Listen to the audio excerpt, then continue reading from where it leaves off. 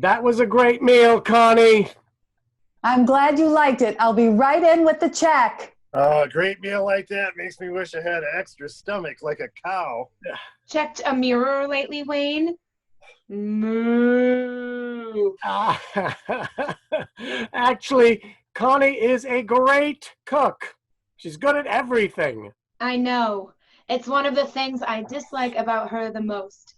It should be illegal to be that organized. She's had plenty of practice. Almost 25 years worth. Wow, 25 years with one woman. I don't know how many days that is, but it sure puts Cal Ripken to shame. You deserve a medal, Arthur. Why should he get a medal? We both earned it. After dinner mints, anyone? When Margot's buys mints, they never come with doilies. That's my attempt at being creative. I think it makes them look a little nicer. Yeah, she serves spaghetti the same way. Every strand is on a separate piece of paper. This doily thing might be an addiction. You should look into a 12-step program. Oh, very funny, Wayne. Hey, we shouldn't tease Connie. She's the quintessential mother. Excuse me, Arthur, but my mothering days are over. I'm a working woman now, remember? You sit at your computer making travel arrangements all day. That's not work. It's not officially a job unless you leave the house. That hasn't stopped you from cashing my checks. You know, too much of that isn't good for you, Wayne. I thought your mothering days were over. I was just thinking of your heart. According to our team physician and the AMA, a drink a day is good for your health. A drink, not a bottle. Don't worry about his heart. Cirrhosis will get him first. Hey, sooner or later, we all got to go to that big ballpark in the sky. Oh, that's a flight I'm not ready to pack for. Me either. Although I sure hate missing out on all those frequent flyer miles. Oh, so have you ever thought of how you'd like to die? Yeah, I'd like not to die. We all know it's out there. The Grim Reaper is just waiting for our turn at bat. Swish. Next hitter, please. Death is a fact of life. I think that's an oxymoron. This has gotten very grim. Can we change the subject, please? I want to die right after I've made love. Then I'll know I left Margo a happy woman. Oh, that's very romantic, Wayne. But I hope you have some life insurance, too. I don't believe in insurance. I want people to be sad when I go, not rich. You'll have to forgive Wayne. He's got a one-track mind, and it always takes him to a dead end. How did I wind up in trouble? All I said was I want to leave you a happy woman when I go. Let me ask you something personal, Connie. Before you and Arthur do the deed, do you slide a doily under him? You know, I'm starting to get the feeling that you have very little regard for women. What are you talking about? Of course I do. I love women. Every chance I get, right, Margo? Loving women and having respect for them isn't the same. What's that supposed to mean? Oh, it means you don't think women are as good as men. Well, come on now. Get serious. Women are pretty good, but no way are they as good as men. Careful, Wayne. You're about to boldly go where no man has gone before. So, you admit you're a male chauvinist. Why? Just because I think men are better than women? I think that qualifies you, Wayne. That jock mentality of yours thinks that a woman's only purpose in life is to provide enjoyment for men. Well, yeah. So? So, women are capable of doing more than that. What could be more noble in life than providing a man's happiness? The opinions here expressed are not necessarily those of the hosts. Come on, sex is a basic. Margo loves it. You all love it. I think this is what the men refer to as small talk. Give me a hand with the dishes, Margo. Okay, and we'll have a little small talk of our own. I have the perfect subject matter. Men. I'll say one thing for you, Wayne. You sure know how to empty a room. Women kill me. They act so righteous and uppity about sex, and underneath, they're all seething. I don't think Connie is seething. A slow simmer, maybe. I'll let you in on a little secret. You might have a seether on your hands and not know it. What are you talking about? When a woman gets to be Connie's age, they're in the prime of their sexual drive. They want to do a lot of driving. So what are you saying? I should join the automobile club? No, I'm saying you should take Connie on a lot of drives. Connie is very happy with my driving How do you know? because I take every trip with her. Okay, let me ask you this. Do you always use the same course? I don't think I even want to know what that means. It means you shouldn't just drive around the block. Take a few side trips, experiment a little. Experiment. There's just the two of us. We have no lab mice. All I'm saying, there's a lot of new and interesting gadgets on the market. My gadget works fine. Okay, fine. Well, forget about gadgets. Thank you. Have you ever tried talking dirty to her? Are you crazy? You know how Connie feels about dirt. Margo loves me to talk dirty. The dirtier, the better, you know what I mean? No, I don't. And I'm okay with that. I tell her all the sexy things I'm going to do to her when we make love. Why? Doesn't she remember how it goes? She's a woman, Arthur. They've all got a latent desire to be treated like animals. They want howling and roaring.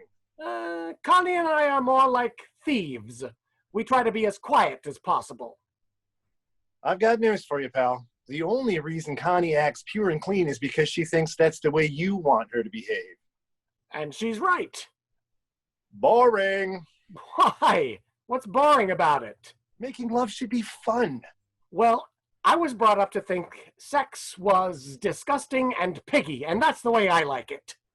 You're missing out on a lot of entertainment, Arthur. Every time Margo and I hit the sheets, we play a game. Sometimes she's the little girl and I'm her teacher. Oh, yeah, you were always very big on education. Other times I'm the great white hunter and she's the tiger. All I'm saying is you should open up your thinking. Open Connie's thinking. Connie's too traditional for games and gadgets. Dusting and doilies, that's it. You know what, Arthur? Connie isn't the traditionalist. You are. For your information, I'm not that traditional. I may not look it, but I'm kind of wild. Wild? You? I don't think so. That's because I'm not like some people who go around bragging about all the driving they do. Okay, name one wild thing you've done. I went to a porno movie with you. Remember that? I sure do. You were the only one in the theater who was gasping. I was not gasping. I was having an asthma attack. Have you ever taken Connie to see one? No way. She doesn't even know I went. She thinks I'm a respectable man. Face it, Arthur, you're a great guy. But it doesn't sound like you're one of the world's greatest lovers. I'm just as sexually driven as you are. Really? Yeah, really. How many women have you had? None of your business, but more than you think. Name them. No, I don't want to name them. I'm not the type who kisses and tells. It's between me and all of them. Get real, Arthur. We both know there isn't any all of them. Oh, yeah? There's been plenty. Okay, come on, name them. Okay, I'll name them. There's Connie. Wives don't count. I know. I just thought out of respect I should name her first. Very touching. Who else? There's Connie. You mentioned her. It's a different Connie. Okay, there's been two Connies. Keep them coming. When I was 17, there was a Joan. Oh, that long ago. Would that be Joan of Arc? No, she was from Detroit. Oh, we're at 3 and counting. Have you run your course yet? I'm waiting. And as long as we're on the subject, how often do you reach out? What do you mean? You know what I mean. How often do you and Connie make it? Make what? Popcorn. Love, what do you think I'm talking about? It's none of your business. I make it with Margo every day. I don't want to hear about it. Every single day. Who cares? Every day? That's right. Pretty impressive, huh? Why? Are you and Margo in some kind of a competition? No, it makes us happy. Doesn't Margo look happy whenever you see her? Sure, she's thrilled to be up on her feet. Every day? That's sick. Why don't you guys buy yourselves a television set? Who wants coffee? Oh, I'm in. I want to make sure I stay awake tonight. Stop it. I'll spill my coffee. Cream and sugar, Wayne? 2 sugars and a splash of moo moo. Connie, how much a week do you spend on paper products? About the same that you spend on gadgets. So what did you guys talk about while we were gone? Driving. Men have such interesting conversations. All women ever talk about is their sex lives. Wait a minute. You two were discussing our sex life? As a matter of fact, we were. What you and I do in the privacy of our room? You were discussing that? Well, yeah. I don't know why you're upset. It's just Margo. It's not just Margo. She'll tell Rumor Central, and he'll have it all over the internet. Don't be upset. I told her all about ours, too. It sounded a lot more interesting, I might add. Oh, that's wonderful, Connie. Revealing our most intimate details to strangers. Strangers? Wayne's your best friend. Only till I can replace him with a human being. I can't believe you did this. Will you calm down, Arthur? What's the big deal about talking about sex? Nothing. I like it. It's almost as much fun as talking about driving. In fact, this conversation is starting to turn me on. Why are you laughing at him? Because he's funny. Yeah, I'm funny. Jay Leno is funny. You are just strange. And Connie, you shouldn't be encouraging him. Well, I'm sorry, Arthur, but if something is funny, I'll laugh at it. Okay, sounds to me like it might be time to go. Oh, stay. It's still early. You can help me address the invitations for our silver anniversary party. Aren't the kids helping with that? Everything but the invitations. Give me half of them. I'll do them in the morning. Are you sure? I'm positive. I don't have to work like you do. I sold out all my self-respect to be a woman of leisure. Best deal I ever made. Well, I appreciate the help. I've never been to a silver anniversary party. What makes you think you're going to this one? You know you love me. Besides, if you don't invite me, I'll tell Connie about the movie. Good night, Yeah, Connie. yes. Thanks for dinner. I'll see you in the morning. Yeah, Good night, pal of mine. Sleep tight. If you're a good boy, I'll take you to another movie. yeah, get out. Good night, Connie. See if you can light a fire under my friend here. Don't worry about me. I still got plenty of fire under me. Good night, Arthur. You shouldn't let him get to you. Yeah, I was going to give you that same advice, Margo. Oh, well, you look at the size of this telephone bill. Must be 100 pages long. Basic charges, local charges, long distance charges, call waiting charges, message center charges. Connie, are you listening to me? They're a really nice couple. Who are you talking about? Margo and Wayne, they're nice people. Every time they leave, you say the same thing. They're a really nice couple. Are they paying you to say that? No, I say it because it's true. They are nice, right? Oh, yeah. Salt of the earth. Words fail me. Why don't you stop all the sarcasm and just admit they're nice? I don't believe this conversation. We've been friends with them for 12 years. Do you think I would continue to see them every week if I didn't like them? Then why don't you ever show it? Let them know how you feel. Hey, they'll figure it out. They shouldn't have to. You should let them know how you feel. Well, first thing tomorrow, I'll send them a dozen roses. Have you ever thought of just saying, hey, I like you, Margo. I like you too, Wayne. Would that hurt? Is there some rule in your regimented world that prohibits you from doing that? I am not regimented. I'm reserved. I don't think we should have to soul kiss Margo every time she walks in our house. That's not what I mean, and you know it. I'm just saying you should express your feelings more. You should show people a little warmth. The last thing those two need is warmth. Not just them, Arthur. You should show everyone some warmth. The kids, me. Admit it, Arthur, you're not a warm person. This has not been a good night for conversations. All right, Connie, what's wrong? Wrong? What makes you think something's wrong? Well, for starters, that's the third time you've waxed that cabinet. Now, what is wrong? Nothing is wrong. Besides, I don't want to talk about it. It's too late not to talk about it because we're already talking about it. That's another one of your faults, Arthur. Flying off the handle. All right, Connie. I'm calm. See? Nice and calm. Now, what the hell is bothering you? Okay. You are my husband, so you have a right to know. This doesn't sound like it's heading towards good news.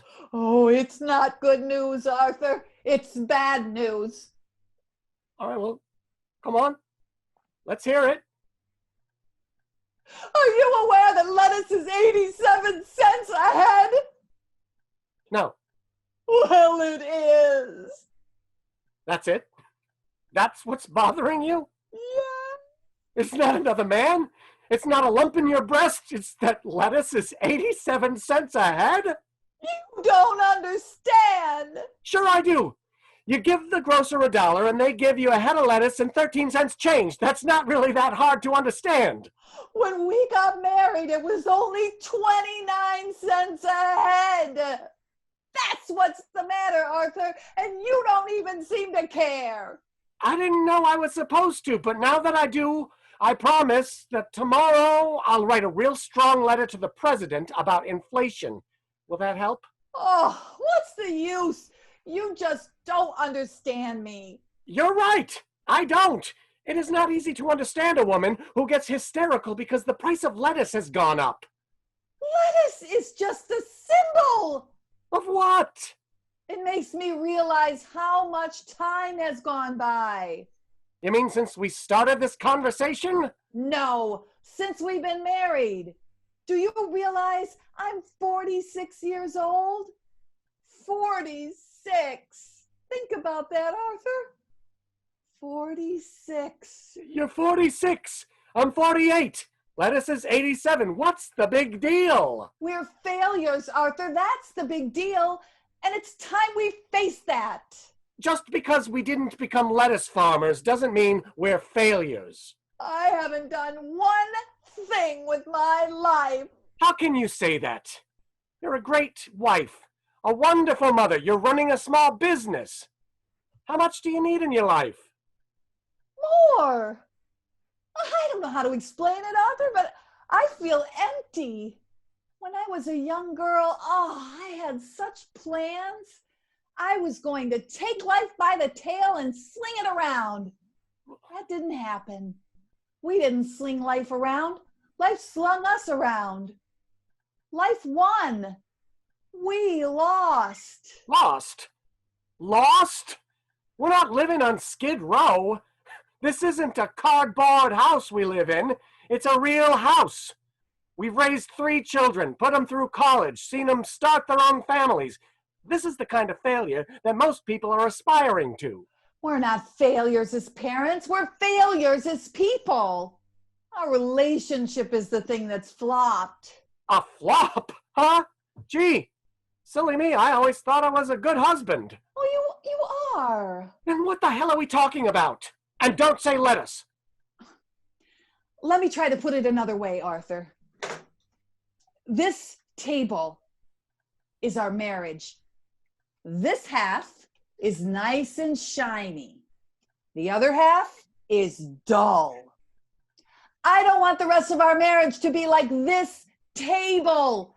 I don't want it to be dull. First lettuce, now wax. Are we discussing our marriage or supermarkets? We're at a crossroads, Arthur. In 3 weeks, we celebrate our silver anniversary. For 25 years, we've been promising each other that someday it would be our turn. But we haven't done anything about it. The children are gone, but we're still the same. Dull. Dull? Dull? I don't consider raising 3 children dull.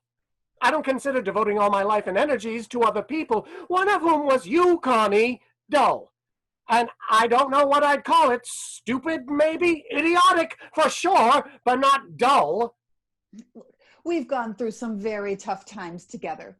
Losing parents, almost going bankrupt. Arthur, do you love me?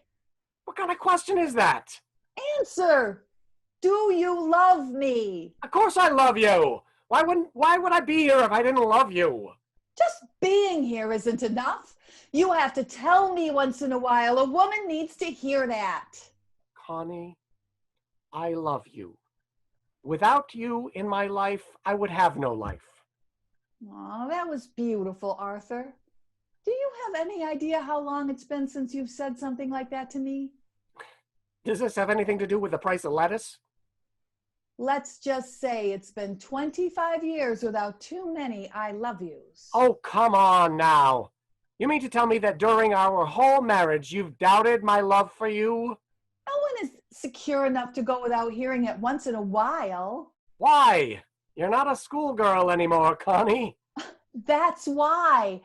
I've got a few extra pounds now, a couple of wrinkles here and there. That adds a lot of fire to fuel to the fires of insecurity. Can't you tell I love you by my actions? And what actions would they be? I'm thoughtful, considerate, friendly. I want a husband, not a Boy Scout. All right. How many times a week should I say I love you?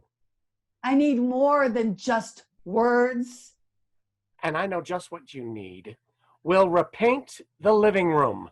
The whole house, if you want. You can buy some new furniture. That always makes you feel better. Not really, Arthur. All that ever does is distract me from why I'm feeling bad. Well, what do you want? I want passion. That's what shows love, Arthur. Passion.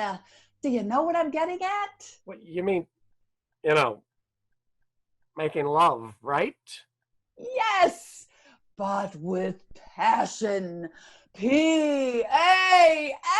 S-I-O-N. I know how to spell it, Connie. Well, that's what I want. Passion. Rolling around in the sack. Passion. Groping at each other's bodies. Passion. Connie. Two people locked in ecstasy. Passion. That's it, Connie. I am canceling your subscription to Cosmopolitan. Oh, go ahead and cancel it. I'm tired of just reading about it anyway. Is this some kind of a stress test, Connie? Married people shouldn't have to be polite with each other. I know, but we don't have to be vicious. I'm not being vicious. I think attacking our sex life is pretty vicious. Honey, I wasn't attacking. I really like it when you make love to me. If you like it, then what the hell are we talking about? Not the quality, Arthur. The quantity. You want it more? Yes! Why? Because I enjoy it. More? Do you have any idea how often we make love? I don't know. 5 times a week? Huh. Guess again. We didn't make love 5 times on our honeymoon. 3 times a week? Still high. Twice a week? Nope. Once? Yes, Arthur, once. Once a month. Once a month? That's all? Yeah, that's what we've been averaging. How can you be so sure?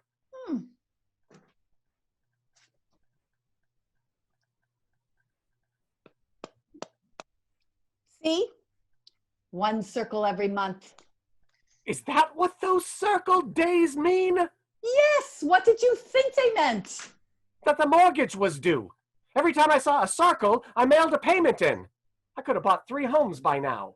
I don't think so. You're falling behind on this one. Oh, that's great, Connie. I'm sure these figures are documented and audited by a reliable accounting firm. Don't be defensive about it. But why should I be defensive?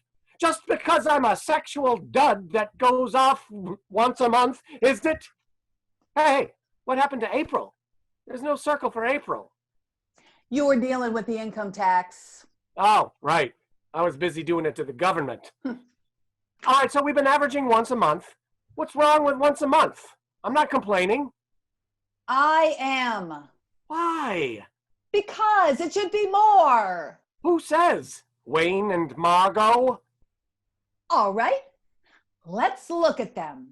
They're only a few years younger than us, and Margo said they make love every day. It's a sickness with them, Connie. That's a disease I wouldn't mind catching. Look, can we change the subject? No, it's too important. I don't want to spend the rest of my life putting one circle a month on the calendar. Oh my God. Wayne was right about you. You're seething. Seething? Oh, come on, Connie. You're putting way too much importance on this. Is it so wrong to want to try to recapture some of the magic we had? When you're 23, there's a lot more life in your wand. You're only as old as you feel. Yeah, well, thanks to you right now, I feel like I'm 120. We don't have to accept this kind of life, Arthur. We can fight it. Other people do, so can we. We can hold on. Hold on to what? Youth? I let go of that years ago. I still think I'm young. Your problem is you think you're old. Old, am I? Correction. Make that old and dull. You want some life? I'll give you some life. I'll show you there's still plenty of zip left in my magic wand. I'll show you some excitement. Now calm down, Arthur. Remember your blood pressure. Hey, what's the matter? Are you afraid of a little action? You're too excited, Arthur. The veins in your neck are bulging. Oh, that's not the only thing. I'm going to show you a whole new me, Connie. A me you've never seen before. Whoa! Oh, my back. My back. Ah! Oh, I hope you didn't break your magic wand, too.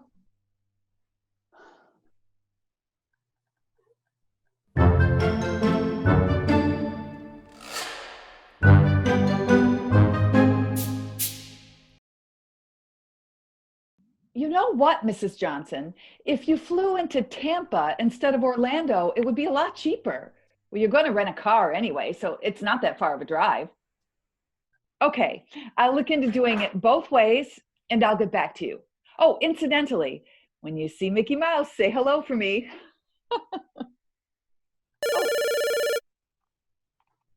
Stohler Travel. Oh, hi, Margo. Oh, no problem. Come on over. Oh, How's your back, honey? oh, fine. Couldn't be better. So what if I never see the sky again? Maybe you shouldn't go to work. Why not? I sell shoes, not hats. I'll survive. The table's going to survive too. Oh, sure, it'll survive. It's got 10 coats of wax to protect it. Hey, where's the circle? I didn't put one on. Oh, you mean you didn't get a chance yet? No, I'm not going to put one on. Why not? Because we didn't finish. Thanks to your back, we only went halfway. All right, then, at least you could give me half a circle. Don't be silly, Arthur. I'm not being silly. Now that I know what they're for, it's important to me. Come on, half a circle. At least give me that. Sorry. My calendar, my rules. Boy, you are so strict. I'll see you later. You know, Connie, I never noticed before, but we have nice floors. Have a nice day. I will have a nice day. I'm buying my own calendar, Connie, and I'm giving myself half a circle, maybe even 2/3 of a circle. That kind of effort should get some credit.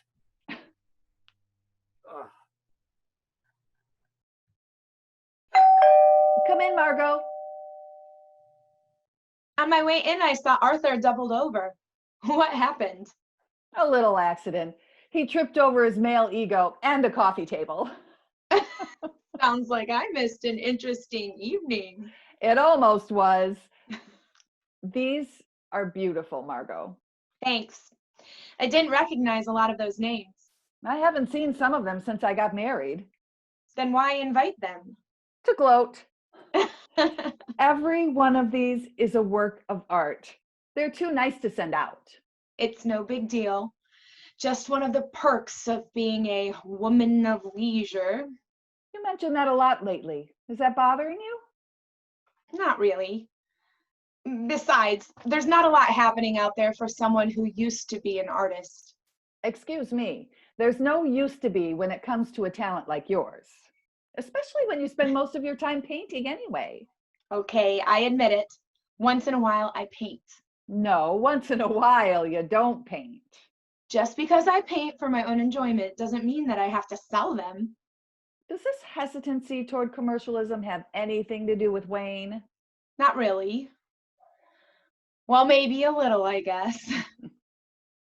Wayne likes me to be the traditional housewife and stay at home. Well, I work at home, so could you. It's not really where I work, it's that I work.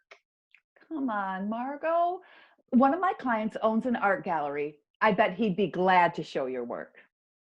I appreciate that offer, Connie, but I don't think it's in my best interest. I don't understand. I don't think Wayne could deal with having a wife who could potentially be more successful than he is. Ask him how he feels about it. I don't have to. I already know. When his shoulder went out of commission and the Tigers kicked him up to the front office, his ego suffered a lot more than his shoulder. And he was used to being a hero and having his fans and his teammates counting on him to help them win. That was his whole source of credibility. That was a long time ago. He's a big boy now. Not really. Underneath all of that bluster and bragging, he's really just a frightened little boy. It's actually one of his most endearing qualities. I think you're selling him short, Margo. Yourself, Not at too. all. No, I know exactly what I was getting into. When I married him, in addition to the love, honor, and obey routine, we had an unspoken contract. He needed to be needed, and I agreed to be needy. Needs change. Maybe, but so far it's worked out just fine for the two of us. Well, it sure seems that way. He can hardly keep his hands off you. Fortunately, his shoulder is the only thing that isn't working. Margo? What? Oh, nothing. Come on. What were you going to ask me? Remember when you told me last night what you told me, why we were doing the dishes? About hating to dry? No, about Wayne. He hates to dry too. No. I'm talking about, making love.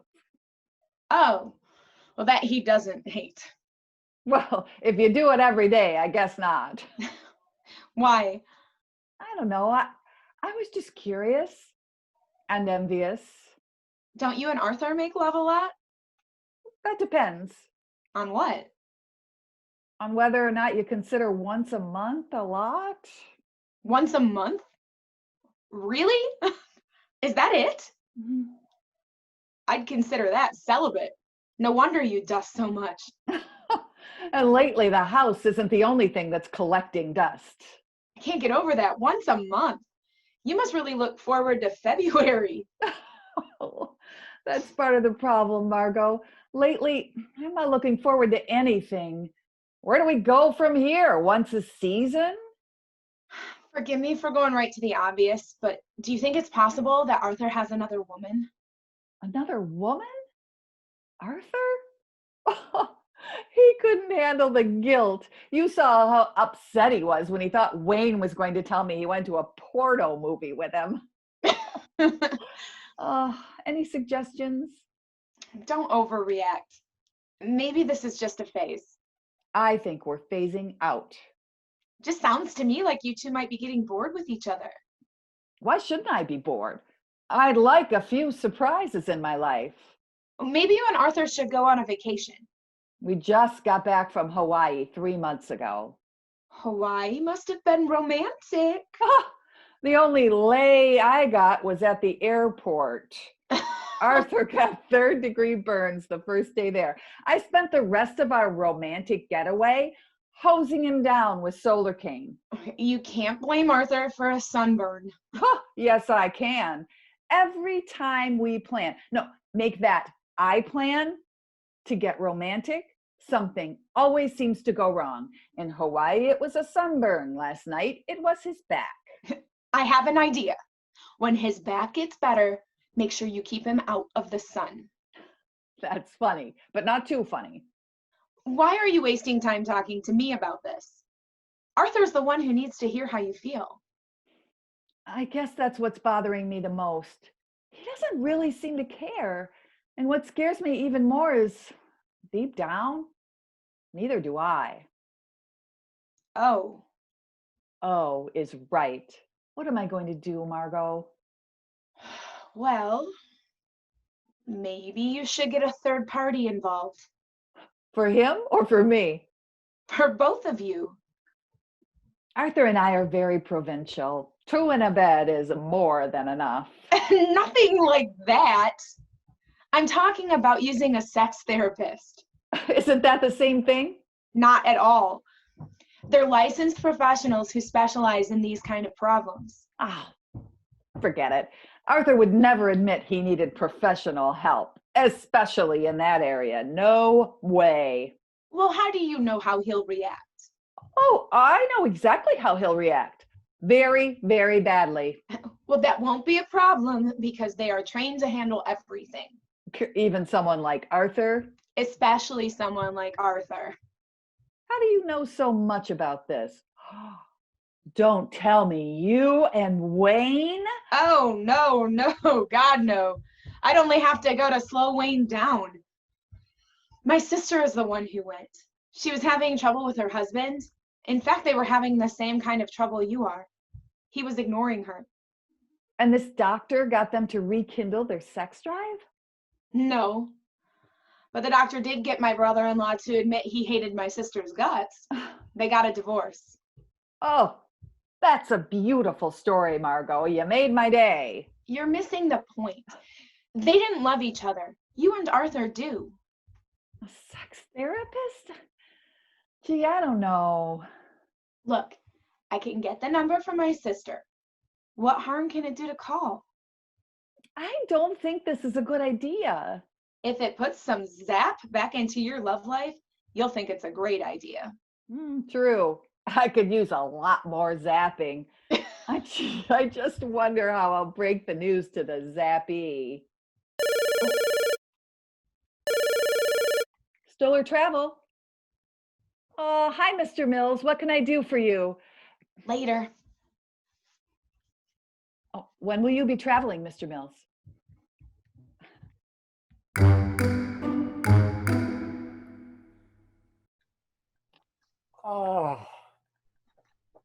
Oh, hi, dear. How's your back? Oh, it's great. I'll just have to spend the rest of my life in this position. Still bothering you, huh? Yes, it is, but there's not much I can do about it. Maybe you should go to a doctor, Arthur.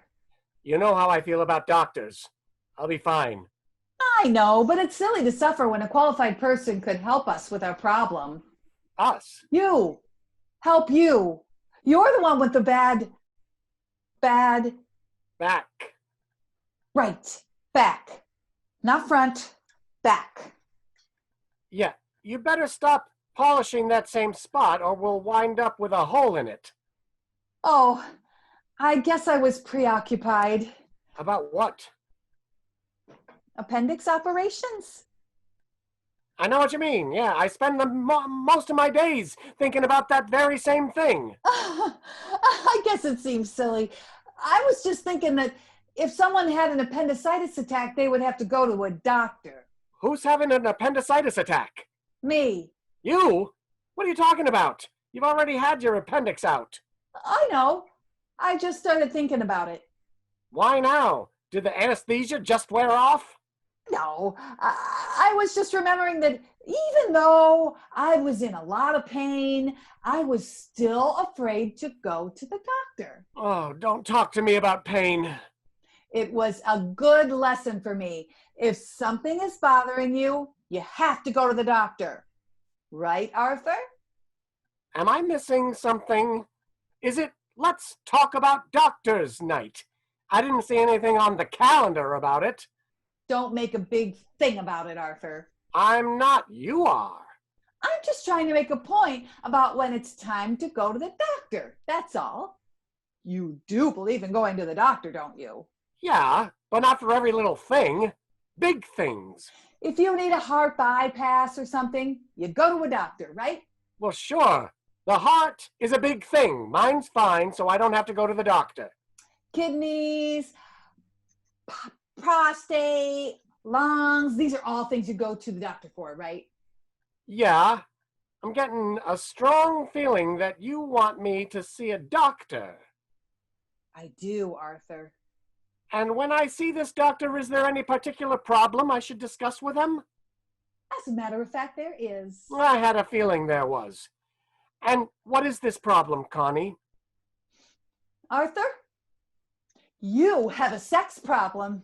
What? My back. Oh, my back. Did you hear me, Arthur? You have a sex problem. Yeah, I do now. It's nothing to be ashamed of. All you have to do is face up to it. I can't face up to anything. Admit it, it's true.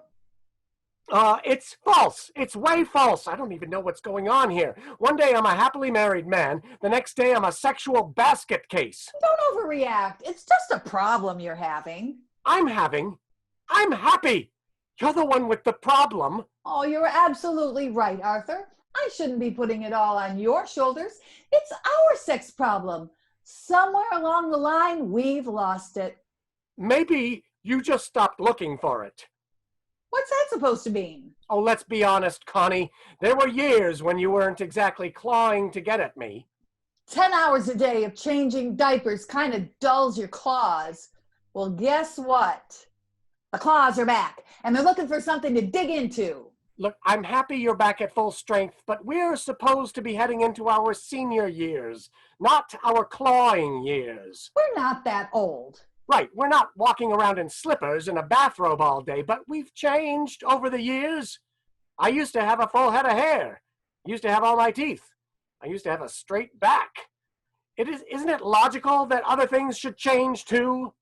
Well, that shouldn't change, not if we love each other. I love you, Connie. I always will, but the definition of love changes every year. Part of being in love now is being comfortable together.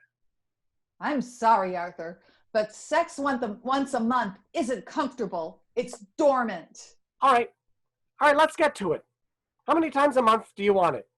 5, 10? You're missing the point. 15. That has to be my final offer, because any more than that will make you a widow. Arthur, I'm not only concerned about the quantity. Oh, no, it sure comes up a lot lately. And don't go there. I'm more upset about what we've become. We don't touch anymore. Remember how we used to be? We used to take long walks, holding hands, and you never walked by me without stopping to kiss me. It may sound silly, but I miss those things. I miss the tenderness, Arthur. I miss us. You can't sustain that kind of kissy face for 25 years. It's unnatural. I'm not willing to accept that, and you shouldn't either. All right. You win. I surrender, dear. I'll be your love slave right after I get out of traction. Right now, thanks to heavy doses of pain and trauma, I am exhausted. I'm going to bed, and don't even think about suggesting sex. You can't go to bed. Why not? Because we're having company? Oh, tell Wayne I'm out of brandy. I'm sure he'll cancel. It's not them. You've never met this person. Oh, come on, Connie. Who is it? The doctor is coming. A back doctor? No, a front doctor. A front doctor? A psychologist. A sex therapist. You invited a sex therapist into our home? Yes, Arthur, I did. Our respectable home? Are you crazy? All we're going to do is talk. About sex? You and I have the common decency not to talk about sex at home. We're going to let some stranger violate us with a lot of carnal conversation? Maybe it'll help. Take notes, Connie, because I'm not going to be here. Oh, this isn't something that's easy to fix, Arthur. We're both entrenched in our own point of view. We need someone to sort through it for us. Face it, Arthur, we need help. I do not need help. I am not going to sit in this room with a perfect stranger and talk about what goes on between you and me. It's private, Connie, and it's going to stay private. There's nothing wrong with me. There's nothing wrong with you. There's nothing wrong with us. I'm not going to let some wacko try and tell me otherwise. Do you understand that, Connie? I do not need help. Hello, I'm Dr. Martin. You're Dr. Martin? Yes, I am. The sex therapist? Guilty as charged. You should be ashamed of yourself. Excuse me? What kind of a person goes into strange houses to talk about sex? Come in, Dr. Martin. I'm Connie Stohler. I appreciate you coming on such short notice. Well, you did say it was kind of urgent. Does your mother know you're here? And rightfully so. Wait a minute. What does that mean? And rightfully so. I do not need any emergency treatment. You have a lovely home, Connie. Yeah, and we want to keep it that way. Arthur, behave yourself. She's our guest. She's your guest. I didn't invite you. That's a beautiful table. Is it new? No, it's just hermetically sealed in wax. Connie has a thing for wax. I guess I do. It gives me something to do with my evenings. You were a waxer when I met you. Can I get you anything, Dr. Martin? Not really, but thanks anyway. Now, Connie, when you called, you mentioned that... She shouldn't have mentioned anything. She didn't mention it to me, or you wouldn't be here. Well, I am here, so we might as well talk about whatever problem you're having.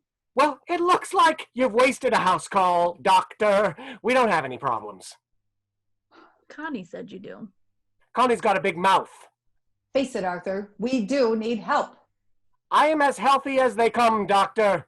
Check my pulse. I don't check pulses.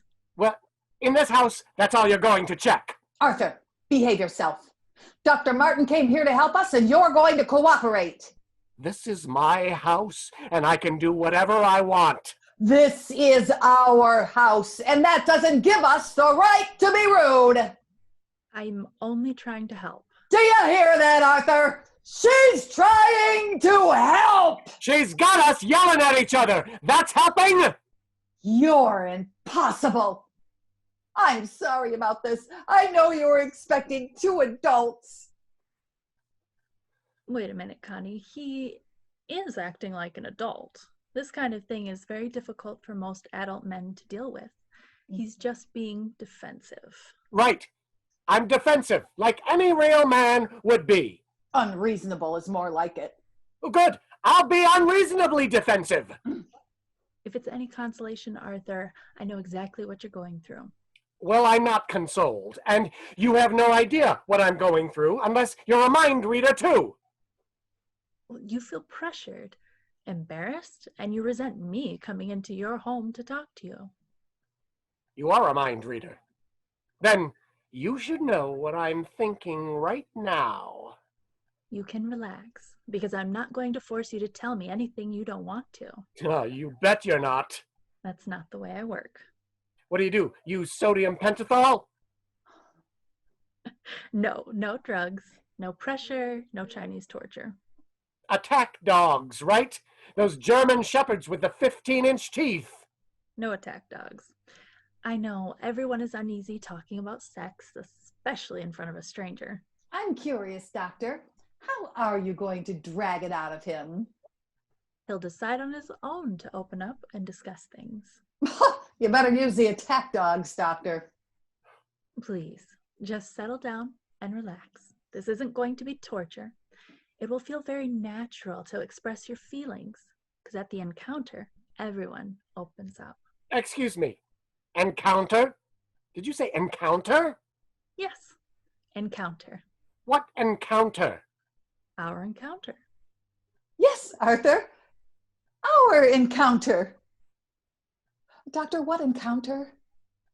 Well, I generally put a group of people together to discuss sexuality problems. Encounter? Yes, a sexuality encounter. A group of people? Isn't that illegal? No, Well, it should be. actually, it's very helpful. I thought you were just going to help us. Oh, don't be silly, Connie. This is bigger than us. This is a crusade. Well, most of the doctors in my profession do it this way. There's something therapeutic about a group of people exposing their problems to each other. Ah, I knew sooner or later you'd bring up exposing. Where would we hold this encounter? How about here? How about not on your life? This is a respectable home. It's not a house. Arthur, I think we should try it. Try it. I won't talk to her. Why would I talk to a convention? Well, you'll be very surprised to see how everyone benefits from hearing each other's problems. Oh, they do? Oh, now that you've explained it. Then you'll do it? Oh, sure. I don't mind addressing a sexual convention. Ladies and gentlemen, distinguished exhibitionists, perverts, I know you're out there. I can hear you panting. We've got a great convention for you. We've got silk sheets, leather and chains, soundproof rooms. You'll learn new things, penetrate new ideas. You'll learn to grunt, learn to drool. You'll learn to be a sexual psychopath. Come one, come all. Not on your life. No. No, no, no, no, no. No, no, no, no, no, no, no. No, no, no. Arthur, stop knowing. No. No, all No. you want. They'll be here in 5 minutes. No. And stop pacing. You'll raise the dust. What dust? Connie, what are we doing? This is the craziest thing I've ever heard of. It's not crazy. Sexuality encounters go on all the time. With weirdos and perverts, not with people like us. Well, I'm not happy being people like us. There's nothing wrong with learning how to improve our love life. You're right. You are absolutely right. Now, how's this for an alternative plan? We'll sign up for a correspondence course. It'll be great.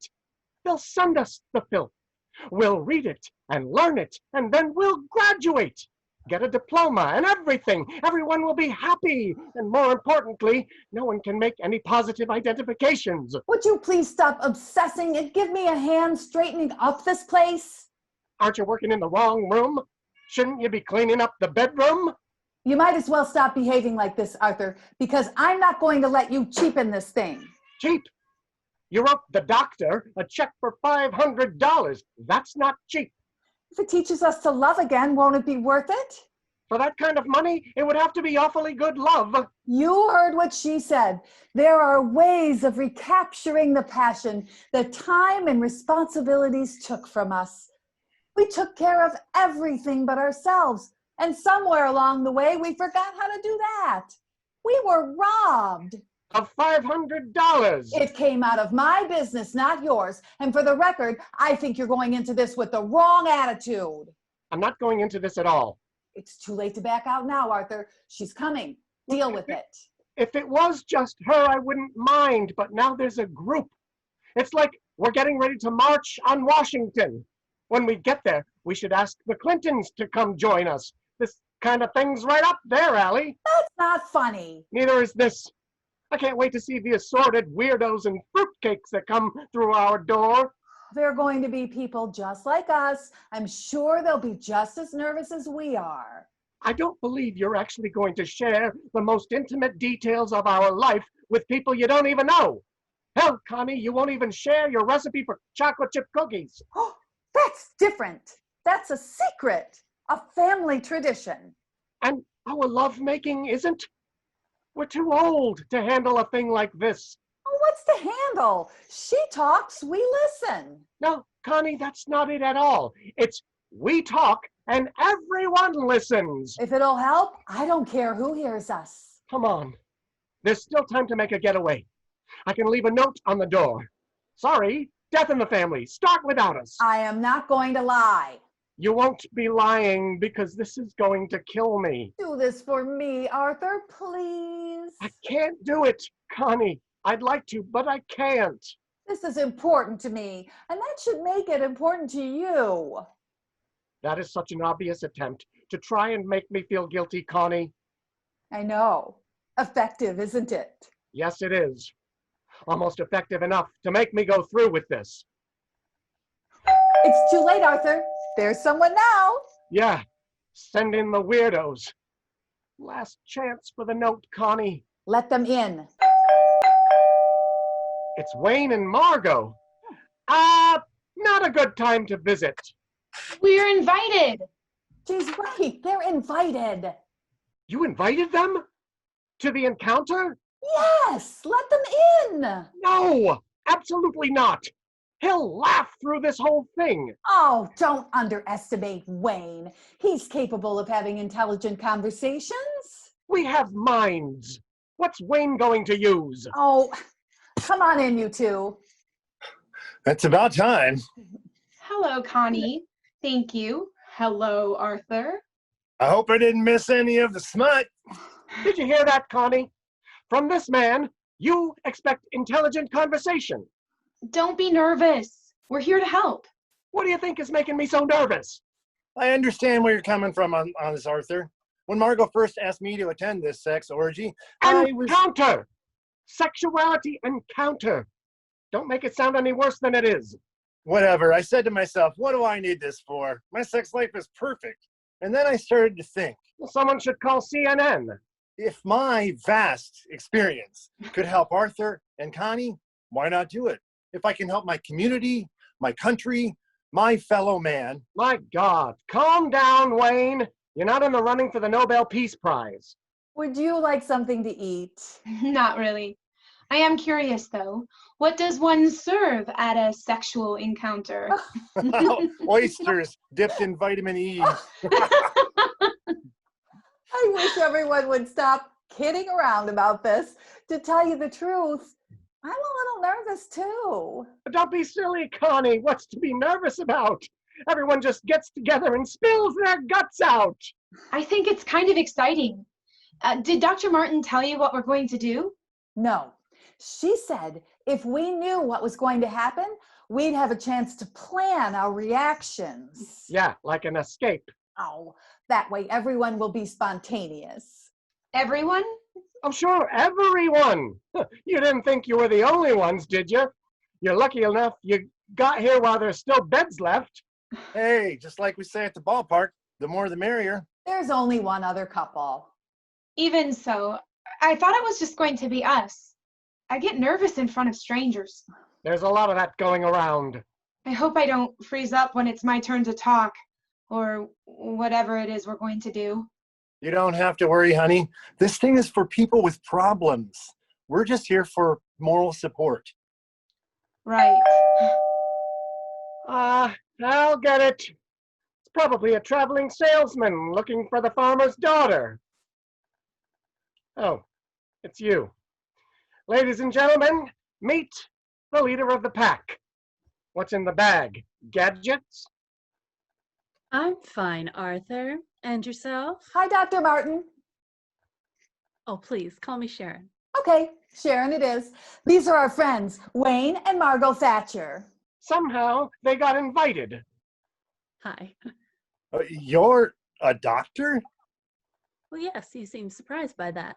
Well, I am a little. Why would anyone as good looking as you want to become a doctor? Don't pay any attention to him. He's harmless. Don't try and influence the beautiful doctor. Let her decide for herself if I'm harmless. You are definitely a man who sends out signal. I felt them as soon as I came in. Your aura just screams harmless. Okay, as soon as the Melvoins get here, we can start. Melvoins? Yes, our other couple. Okay, now let's sit in a circle over here, because if we face each other, it'll be easier to work. After tonight, I won't be able to face anyone. I'll get it. Yes. Can I help you? We're the Melvoins You're the Melvoins? in the flesh. Sharon, there must be some mistake. These people claim they're the Melvoins. They are. Aren't they a little old to be the Melvoins? Don't worry about me, young fella. There may be snow on the roof, but there's plenty of fire in the furnace. You're still using the furnace? She's very outspoken. I admire her for that. Oh, come on in, please. I'm Connie Stohler, And these are the Thatchers, Wayne and Margo, and that's Arthur. Close your mouth, dear. I'm Miles, and this is Edith. She's with me. Okay, now that everyone is acquainted, I guess we can get started. Arthur, you're a cute little devil. Connie, I want you to know I am embarrassed by this. Oh, don't be. Lots of men are attracted to Edith. She's got pizzazz. She sure does. Okay, everyone take a seat. Now, usually, I like to start off my encounters by pinpointing just what sexuality is. We're all grown-ups here. We know what's happening, or in some cases, not happening. Okay, stop right there, Wayne. There's to be no teasing or making fun of each other. Do you understand? Fine. Okay. Geez, lighten up. I was just kidding around. I know you were, Wayne, but that's the kind of kidding that makes people too embarrassed to open up and ask for help. I don't want anyone afraid to share what's really on their mind. According to Mr. Webster, sexuality is the quality or state of being sexual, the conditions of having sex, sexual activity and beliefs and practices. It's nothing to be afraid or uncomfortable about. We're here to help each other to learn to feel better about sex. Is it time to take our clothes off yet? Edith, that's not going to happen. We're not going to get into anything like group sex. Some encounters are run like that, but not mine. Oh, have you got the address of one that's within walking distance? Isn't she a pistol? You ought to be ashamed of yourself. You'd actually take all of your clothes off in front of everyone? If she did it at our garage sale, she'd do it here. Oh, no. We made the 6 o'clock news. Oh, thank God I missed it. In my encounters, I try to get to the root of each couple's problem. Give them advice, encouragement, techniques, pointers, anything I feel will be helpful. Oh, I get it. You're kind of like a sex pro. I prefer sex teacher. I can't take it anymore. I have to tell someone I'm a fraud. A fraud? What do you mean? Me and Edith, we're not married. We're just living together. Living together. I'm an animal, Don't be so hard on yourself, Miles. You're not an animal. a disgusting animal. I feel so ashamed. You're ashamed. It's my house. Well, lots of people your age are just living together. There's nothing to be ashamed about. I'll say there isn't. The old boy hasn't laid a hand on me yet. Edith, this is probably new to him. Give him time. Everybody moves at their own pace. Don't blame her. She tells it like it is. And it's the truth. I haven't been able to touch her. I feel too guilty. I feel like I'd be betraying Verna. Verna? Now there's a Verna? Who's Verna, Miles? She was my wife. She died. Every time I try to get cozy with Edith, I think I'm being unfaithful to Verna. Well, that's a very understandable feeling. Well, I don't understand it. Verna died 16 years ago. We were very close. They're still close. He's got her in an urn on our dresser. Verna's in an urn? She made me promise her that so she could watch over us. Verna's watching from an urn? Well, Miles, that's probably why you feel so guilty. She's right there in the same room with you. Have you ever given any thoughts to moving her remains? I tried to flush her down the toilet once. Flushing Verna. I had to stop her. Verna hated dampness. That's why she would never go to Florida with me, the humidity. Maybe you should do a little rethinking on this, Miles. Verna loved you, right? Well, then she wouldn't want you to stop living, would she? Yes, she would. She'd find a way to come back and kill me. Well, ashes can't hurt you, Miles. She weighed 240 pounds. That's a lot of ash. That's a lot of Verna. You got her into one urn? If you want your relationship with Edith to work out, Miles, I think you have to make a commitment to moving the urn. Edith is entitled to your attention. I just hope he's got a little attention left, if you know what I mean. Yes, I think I do. I think we all do. You've been noticeably quiet, Connie. Do you have something you want to share with us? Like what? Why don't you start off by telling us a little about yourself? There's not much to tell. Oh, come on now. I can't imagine someone living nearly 50 years and not having much to talk about. 46. I'm 46. Does that bother you? A little. Actually, it's getting to be a lot. Why? Well, it's not the number so much as what I am at 46. And what are you at 46? I'm Connie Stohler. My life could be told in 30 seconds. Got married, had children. When children left, became a travel agent. Currently on a holding pattern. Holding for what? You've actually done quite a bit with your life. What do you expect? More. More of what? More living. More excitement. And less getting old. Oh, you're only as old as you feel. Look at me. I'm almost 80 and I'm perky. I enjoy life. I forget a few things now and then, but I still remember the important stuff, like what goes where. What goes where? I think she's talking about sex again. Sex? At your age? Way to go, Grandma. You tell him.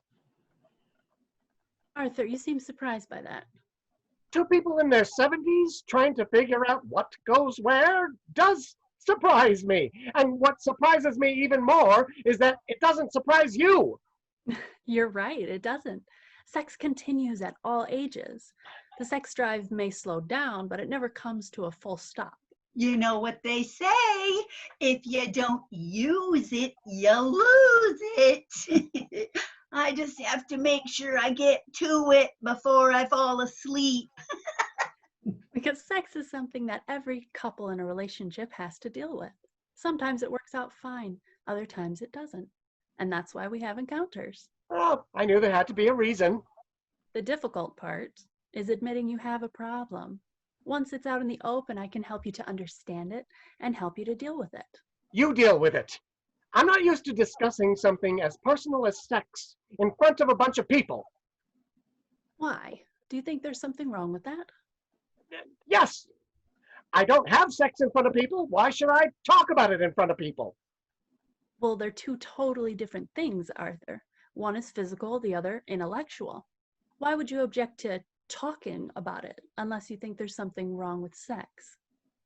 No, I don't. I do it. I just don't talk about it. I have a lot of bodily functions I don't discuss in public.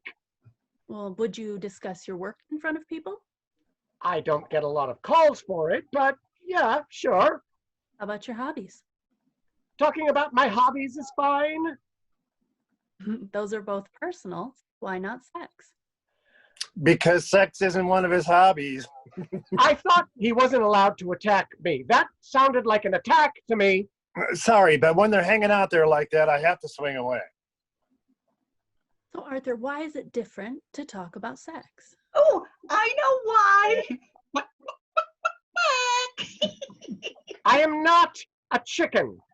Well, you're no rooster either. Arthur, when you talk things out, fears become dissipated. Yeah, and subject to ridicule. Why are you picking on me? I'm not picking on you at all. I just want to get you to open up and tell me how you feel about sex. Or do you want to know how I feel about sex? I think we already know that. All right, I'll tell you. I think sex is just as important as having a good heart. As long as you're still getting it on, you have a reason for going on. Getting it on? That's what we call it now. And you think sex keeps you alive? That and Maylocks. We go through 2 bottles a day.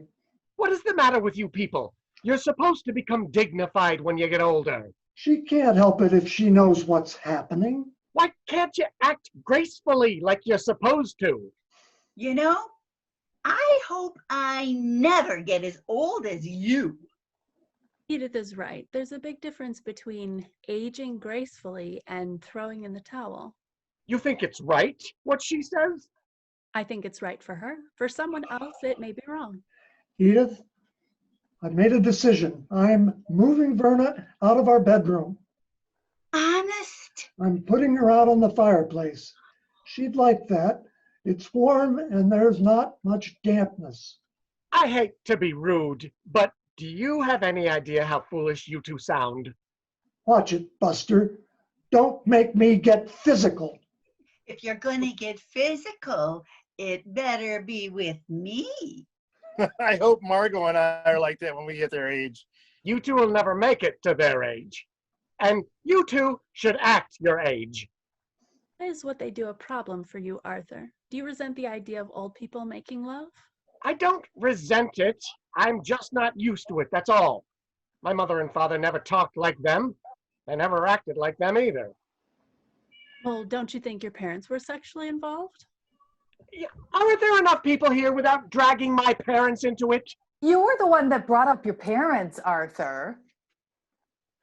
And don't you think your parents participated in sexual activities? Of course. How else would you explain me? Bad timing? Didn't your parents show signs of affection towards each other? No, No, not at all. no. They weren't those kind of people. Well, they had to be, Arthur. Everyone needs affection. We didn't.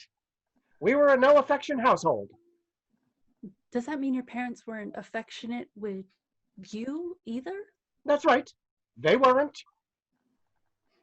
Well, I think that's very sad, Arthur. It never bothered me. Well, of course it did. It had to. Every child needs love and affection, especially from their parents. They loved me. They just kept it to themselves. Then how do you know they loved you? I figured it out. They took care of me, fed me, put a roof over my head. I could only come to one conclusion. They loved me. And how old were you when you came to that conclusion? I don't know exactly. 35, 40? Well, I think that you suffered a great deal of pain because of it. I am in no pain. That may be true, although I doubt it. That doesn't mean you have to do the same thing your father did. Hey, what is wrong with being like my father? You don't even know him. I'm sure he was probably a very fine man. All I'm saying is that maybe Connie doesn't want to be placed in your mother's role. She's right, Arthur. I don't like being ignored. I don't ignore you. I talk to you. I spend all my time with you. Just because we live in the same house doesn't mean you're not shutting me out emotionally. Like your father shut your mother out? Like your father shut you out? Isn't the idea of an encounter that everybody talks? Don't shut me out, Arthur. Don't let our sex life fall apart. I'm not ready for that. Can't we continue this some other time, Connie? Well, do you want to wait, Connie? Okay, then why do you think your sex life is falling apart? Don't tell them, Connie. That is between you and me. Lately, there hasn't been enough between you and me. I think it's falling apart because we only make love once a month. That's great, Connie. Thank you. I always wanted to be a laughing stock. Why don't we just telephone Tom Brokaw? Stohlers only have sex once a month. Details at 11. I know you're feeling threatened right now, Arthur, but you shouldn't. Connie hasn't said you're incapable or undesirable. She just indicated that she thinks you should be having sex more than just once a month. Can you make love less than once a month? Doctor, don't you think that we should be more active? It's got nothing to do with what I think. It's about what you want. Well, what's normal at our age? There is no such thing as normal. Certainly not in this room. Well, going at it once a month, I'm surprised you remember what to do. Let's stop the teasing and go back to the point that Connie just made. Did you mean that you enjoyed the idea of sex or that you achieve orgasm? Hey, hey, hey!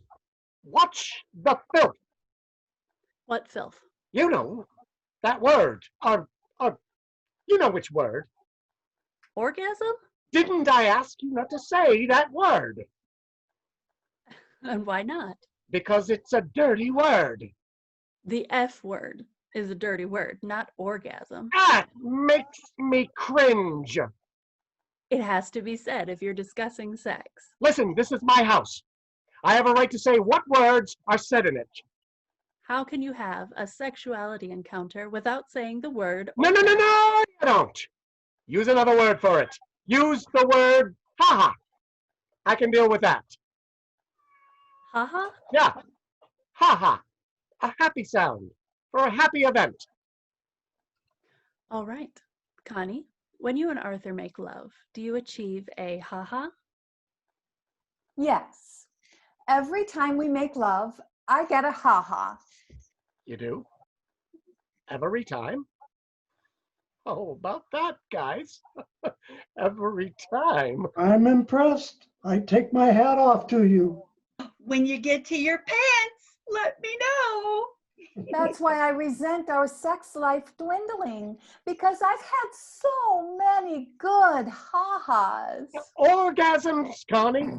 Orgasms. Let's tell it like it is. An orgasm every time. I think that's worthy of some recognition. Nothing pretentious, just a simple cheer. Give me an O. Give me an R. Give me a break. You guys better save some cheering for my sex life. Right, Margo?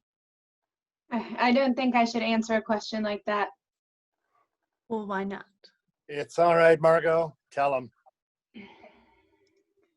Is that what you're waiting for, his permission? No, I can talk for myself if I want to. I just don't like it. I have a feeling that's not entirely true, Margo. I think you might be hiding something. Think what you want. I'm not hiding anything. You better face something, Sharon. Not everybody has sexual problems. Obviously, you've never come across a situation like Margo's. You're absolutely right, Wayne. Not everybody has a problem, but I think Margo does. Don't go jumping to conclusions. Just because she has the good sense not to brag about me and make everybody else feel inadequate or something doesn't mean there's problems. Is that the way it is, Margo? All right, they're asking for it, Margo. Lay it on them. Tell them I'm dynamite. We make love every night. How do you like that, Granny? Don't give her any ideas. I'm not as healthy as I look. And Margo, does that mean you enjoy making love every night? Of course. Why wouldn't it? Does he satisfy you? Hey, tell him about your ha-has. Tell him how you ha-ha'd your head off. Ha!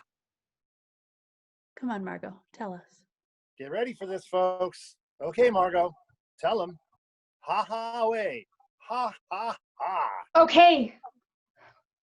Wayne, I've never had an orgasm.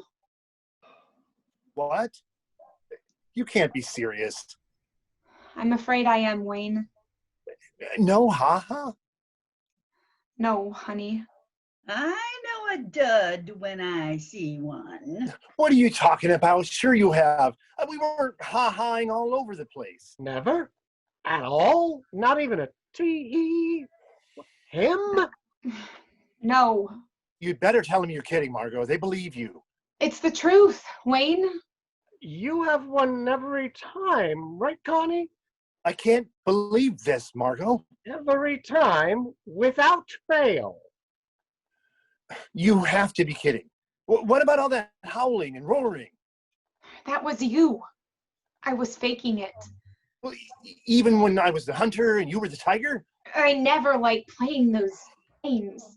You enjoyed them, not me. Wayne, if you're not busy this weekend, I can give you a few pointers. Every time. Why didn't you say something? I was afraid I'd hurt your feelings. Never. Not once, not even close. I'm sorry, Wayne. Lots of women fake orgasms. Well, I don't care about lots of women. I care about Margo. I wish you told me about this. I thought I was doing the right thing. I know you thought you did, Margo, but it's really not right. What ends up happening is the wife goes through the motions, feels cheated, and suffers quietly. Every time. Imagine that. Don't make him feel any worse, Arthur. Sorry, Connie, he has it coming. Well, what am I saying? Of course he doesn't. I don't know what to say, Margo. I can't believe this. You couldn't have been faking all the time. I was, Wayne. I don't want to pretend anymore, and I guess that's why I really came tonight. Maybe Sharon can help us too. I'll try, as long as you will. Of course I will. I've always had the reputation of being very coachable. See, Wayne, we'll work it out. I guess when you know what you're doing, once a month is enough. You should stop teasing him, Arthur. Whatever his problem is, he came here thinking he didn't have one. He came here because he thought he was helping you. Who needs help? This is important, honey. Think hard. Not once in all the time we've been together. Sorry, but no. Oh. Wait a minute. Wait, what? Just once. There was one time. Oh, just once? Please, just once. Just half a once. There was one time. I knew it. Thank you, God. You might not remember it. Why not? I was there, wasn't I? I mean, I was there, wasn't I? Yes. When was it? That time on the couch.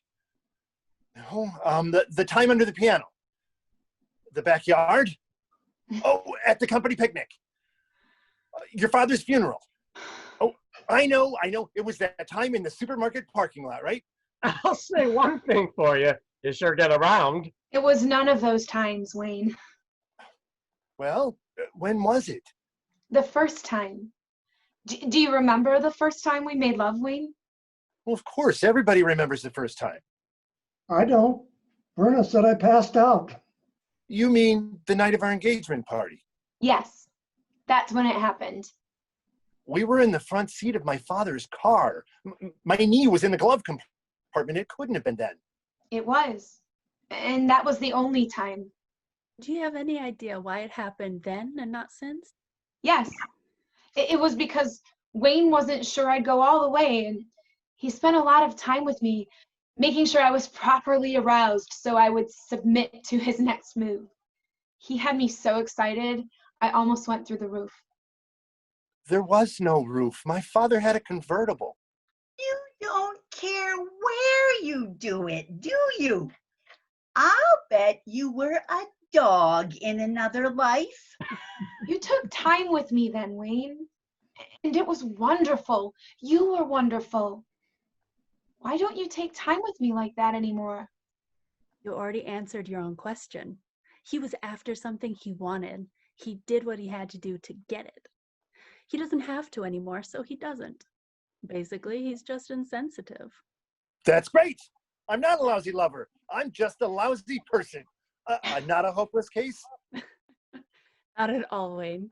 You're no more hopeless than Arthur and Connie, who think they have a frequency problem, or Edith, who may be too demanding, and Miles, who has to learn to let go of his old relationship and accept a new one.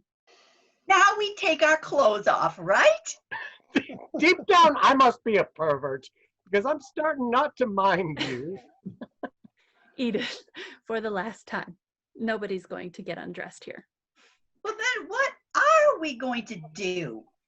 We are going to start at the beginning with the very first thing we learned about sex. Oh, good. We're gonna masturbate. I'm in. We're not going to do that either. That wasn't our first exposure to our sexuality. It was touching. We touched our parents, our friends, and then eventually got to touch our lovers. How many of you are still touching? When you make love, it's hard not to touch each other. Well, yes. I mean, when you walk down the street, do you hold hands? When you sit on the couch together, do you rub the back of each other's necks? If you get used to showing warmth and affection, when it comes to lovemaking, it's more meaningful. Well, I don't understand what that kind of touching has to do with lovemaking. It has everything to do with it, Wayne. Well, it sure worked that night in the convertible. If you experiment, you might find a few new spots on each other's body that turn you on. Everyone knows the obvious ones, but each of us has others. Go on a hunt and you'll be amazed what you might find. Miles, surely Verna wouldn't mind if you took me on a hunting trip. I don't know. She was such a conservationist. Let me show you what I mean by touching. Why don't you all hold hands? No, Miles, you hold Edith's hand. What are we supposed to do? Look at your hands. Notice how graceful they are, how strong. The hands are the tools of lovemaking. They can generate pleasure as well as receive it. Rub the inside of the fingers. You feel that tingle? Now touch the meaty part of the palm under your thumb. That's a very sensuous spot too. My palms are starting to sweat. That's good. You're reacting. I'm starting to react too. I can feel my arthritis acting up. Where? Wayne, how do you feel? I feel pretty good. Don't feel too good. Let Margo enjoy the touching for a while. This is nice. I never realized my hands were so sensitive and so tender. Yes, being tender is a very important part of making love. Now, rub your arms. You'll find as you touch yourself, it heightens your awareness of your own body. Try the back of your necks now. This isn't an encounter, it's a do-it-yourself massage parlor. Just do what she says. Maybe we'll learn something. Don't be afraid to touch any part of your body. Touch your breast. Why do I get the feeling this is how the people in Waco, Texas got started? This should feel good. The breast is one of the major erogenous zones. Now, touch your mate's breast. What are you doing, Arthur? I am just checking for the police. They're liable to knock down our front door and make a bust. Don't be embarrassed. Come on, Miles. Don't be a party pooper. Reach across and grab it. Verna's were higher. Look at the bright side, Miles. All the good stuff is close together. This is so embarrassing. Listen, Sharon, I've never even done this with the lights on, much less with 6 other people in the room. Try not to be so restrictive, Arthur. Lighten up a little. Everyone should. There's a lot more to making love than A goes into B. You should all experiment a little with sex. An artist doesn't paint the same thing over and over. Each time he paints something different. Now she's got us painting. He tries a different stroke, a different color, or a different brush. Hey, Arthur, how big is your brush? Okay, all right, that's it. I think we learned enough for one night. Enough. We are just starting. You make the coffee, Connie. I'll hose down the guests. Will you please relax, Arthur? Relax. Relax. I've just been fondling my breasts in a room full of people, and then the gray gooser asks me how big my brush is, and you expect me to relax. I misjudged you, Arthur. I assumed you agreed to this encounter because you cared enough to try and help Connie. But I guess I was wrong. Of course I can. Then act like you do, and give what I'm trying to do here a chance. Well? You're lucky I happen to love you, Connie. Okay, good. Now that everyone is with the program, let's move on to the next phase.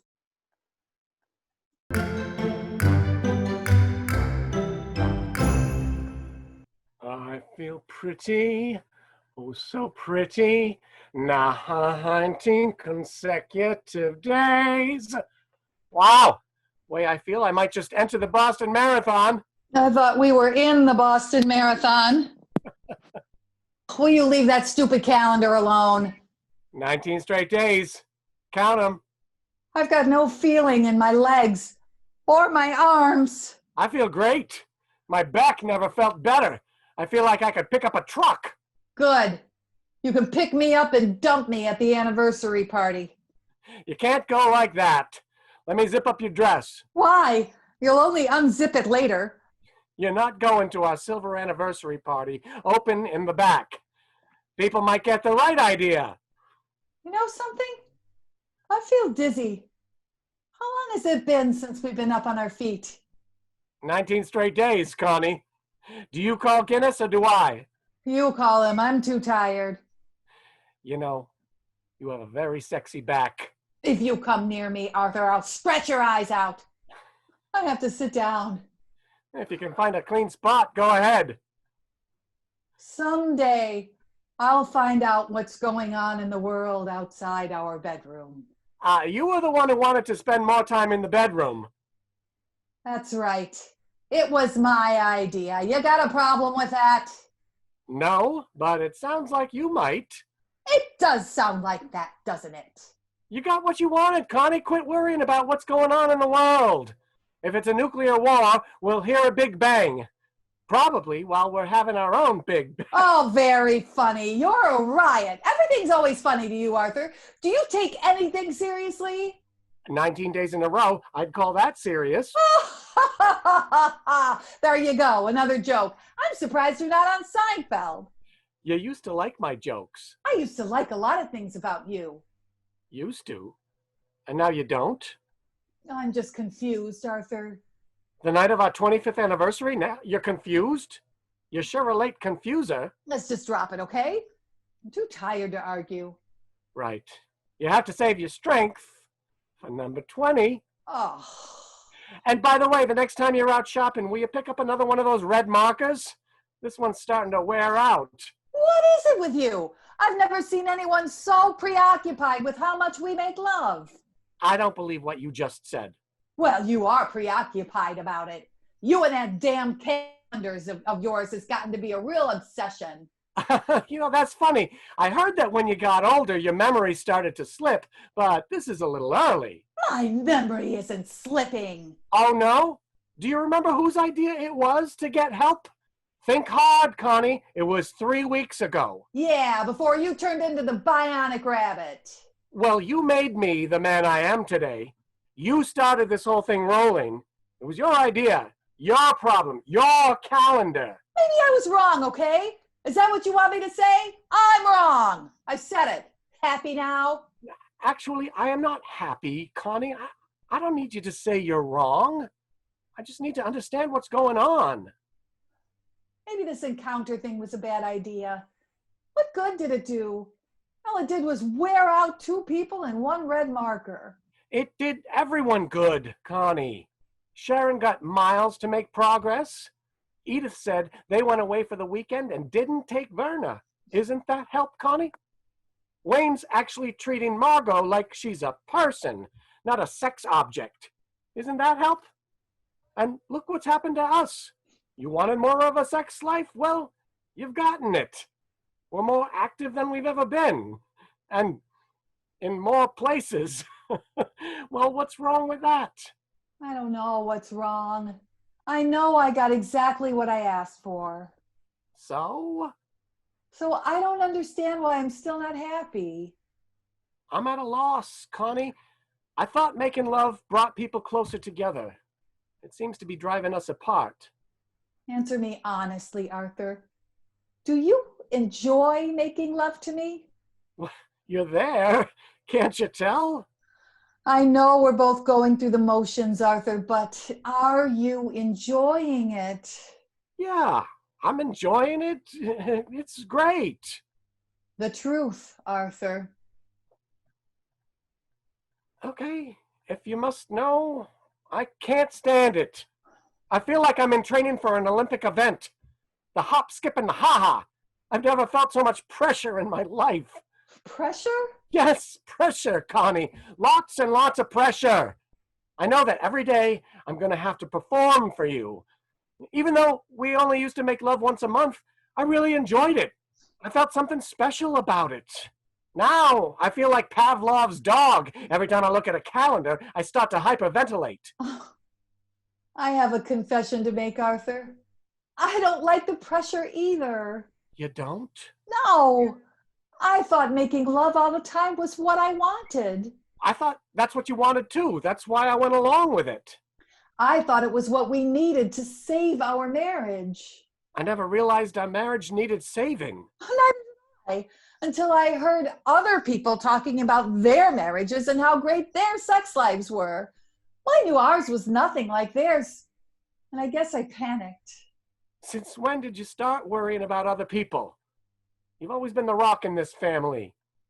Even rocks can break apart if you hit them hard enough. I don't understand what you mean, Connie. What hit you? A lot of things. I'm getting older. The real challenges are gone out of my life. No more money problems, no more children problems. Suddenly, I didn't feel like a rock anymore. I felt very empty. I guess I was trying to fill that void. We filled it all right. Do you really think our marriage is okay? Oh, God, honey. For 25 years, I've felt like the luckiest man on earth. We have a fantastic marriage. Even when we only had sex once a month? I never complained, did I? No. And that's what scared me the most. I had this feeling that it was all falling apart. Falling apart? No way, Connie. I feel closer to you now than ever before. You mean there's nothing wrong with us? Not a thing. And there never was. We were fine all along, weren't we? You bet we were. I just never realized it. I shouldn't have doubted you, Arthur. I shouldn't have doubted us. Oh, I'm sorry if I made you crazy. Yeah, you make me crazy, all right. Crazy happy. Oh, You know something? I must be a pretty smart guy. 25 years ago, I was smart enough to pick the perfect woman for me. I'm glad you did. I love you, Arthur. I love you too. So, it's resolved. No more pressure about our lovemaking. We'll just take it as it hits us. You got a deal.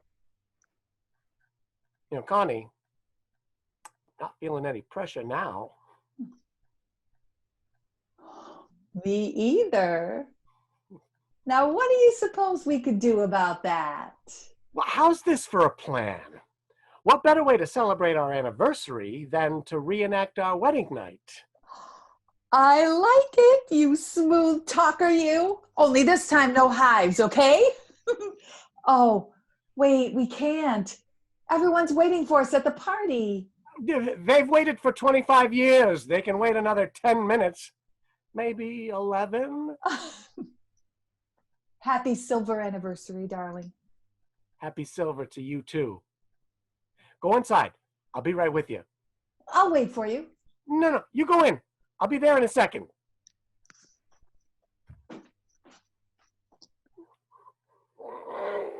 A double header.